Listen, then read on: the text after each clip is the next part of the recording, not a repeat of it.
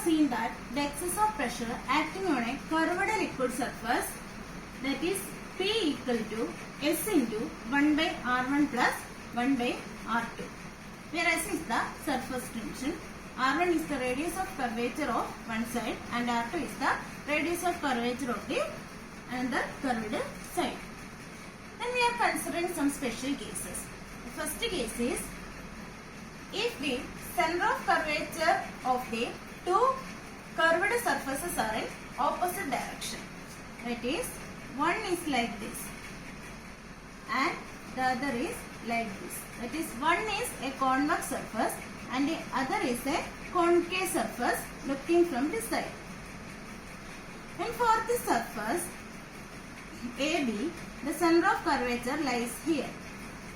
For the curve BC, the center of curvature is just on the opposite side of O. It is represented as O dash. Let R1 be the radius of curvature of the curved side AB and R2 be the radius of curvature of the curved side BC. Since the center of curvature lies on opposite side, this R2 is taken as negative. That is, the radius of curvature of the concave side is taken as negative. Therefore, P equal to S into, here it is 1 by R1 plus 1 by R2. For this case, the equation becomes S into 1 by R1 plus 1 by minus R2. That is minus 1 by R2. That is, if one surface is concave or one side is concave and the other curved side is convex, one side is concave and the other is convex like this, then the equation becomes P equal to S into 1 by R1 minus 1 by R2. Next case is if the liquid film has two free surfaces. That is, consider a liquid film like this. It has two free surfaces, that is, surface in contact with the air.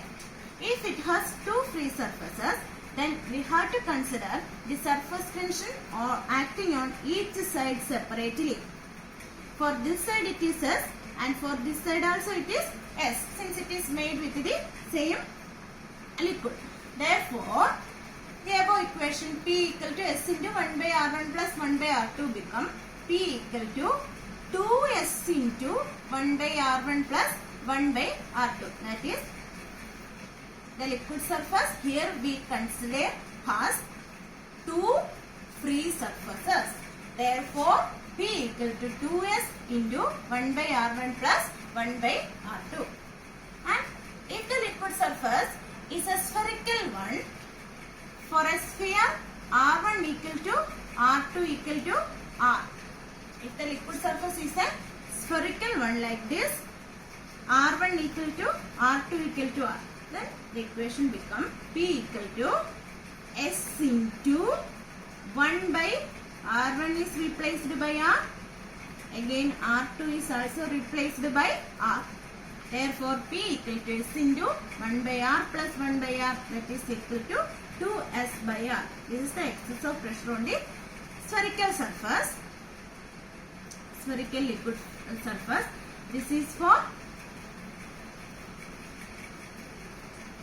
surface having two free surfaces, or the liquid film having two free surfaces, and this is for the liquid film whose one side is concave and the other side is convex. This is the equation of excess of pressure, the general equation of excess of pressure on the spherical surface. Now we are considering the sub cases of this case 3. First one is excess of pressure inside a spherical liquid drop. Spherical liquid drop. Excess of pressure inside a spherical liquid drop. The liquid drop is like this. Inside the drop there are all liquid molecules. If it is a water drop, then inside is filled with the water molecules and outside is air. Then it has only one free surfaces. For a spherical drop, it has only one free surface. Therefore, P equal to S into 1 by R plus 1 by R. Here also R1 equal to R2 equal to R. It is for spherical surface R1 equal to R2 equal to R. Since it has only one free surface, P equal to S into 1 by R plus 1 by R, that is equal to 2S by R. This is the expression for excess of pressure acting inside a spherical liquid drop. The second case is excess of pressure acting on a bubble. A bubble has two spherical bubbles. It is a spherical bubble. A spherical bubble has two free surfaces.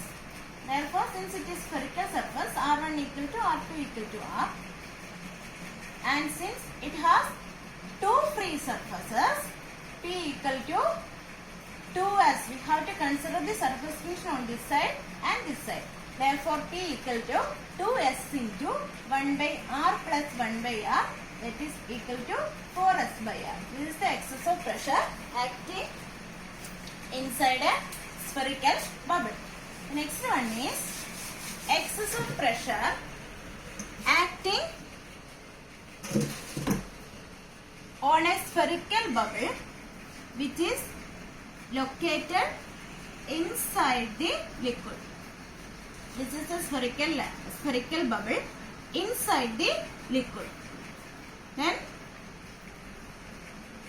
for this bubble, the outer side is surrounded by water molecule and inside it is air. Therefore, it has only one free surface.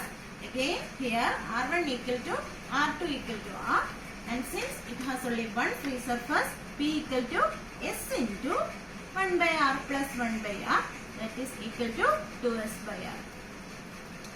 These are the three important cases.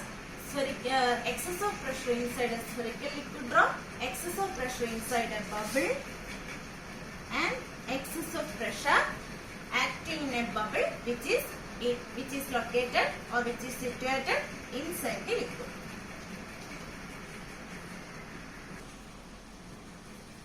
Now we are going to find the excess of pressure acting on a cylindrical surface. For this, consider a cylinder having radius R. This is a cylindrical liquid surface.